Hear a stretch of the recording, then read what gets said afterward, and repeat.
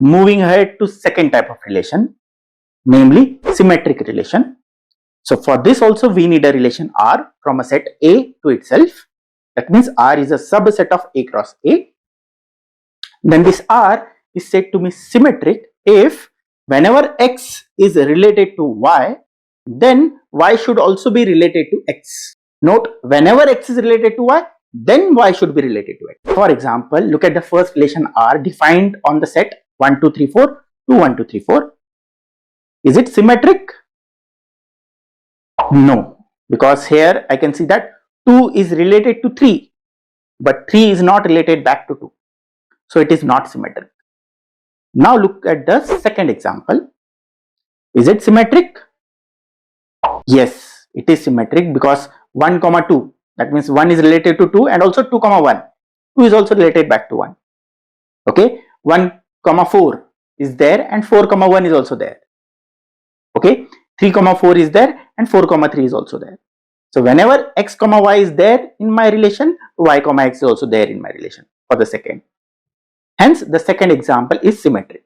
Now, using matrix of a relation, we can declare whether that relation is symmetric or not. So, for the first example, the corresponding matrix is like this. We just have to check whether this matrix is symmetric or not. I hope you know the meaning of symmetric matrices.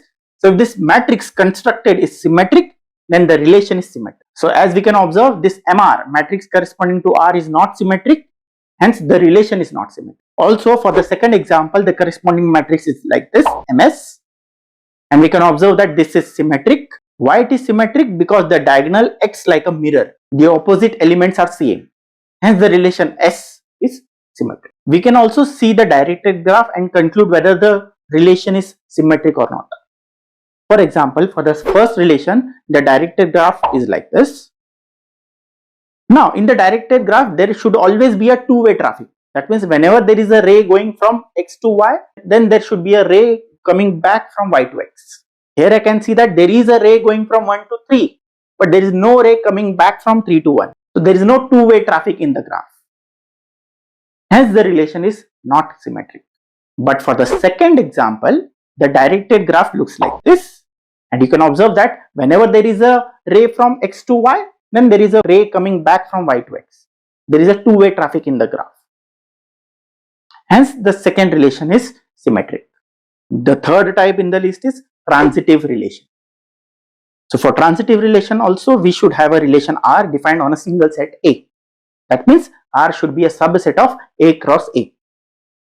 Then this R is said to be transitive if whenever X is related to Y and Y is further related to Z, then X should be related to Z. For example, this relation R defined on the set 1, 2, 3, 4 to 1, 2, 3, 4. Is it transitive? No, it is not transitive because 1, 3 pair is there. That means 1 is related to 3. 3, 4 pair is there. That means 3 is further related to 4. But 1, 4 pair is not present. That means 1 is not related to 4. Hence, it is not transitive.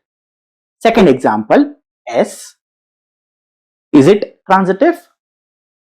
Yes, it is transitive because whenever X is related to Y under the relation and Y is related to Z under the relation, then X is related to Z. Difficult to come to the conclusion that the second is transitive, right? So there are tools which helps us to conclude whether the relation is transitive or not. If the relation is not transitive, you will be able to find such pairs. But if it is transitive, then there are tools which helps us to conclude the relation is transitive. We will discuss more example in the next video.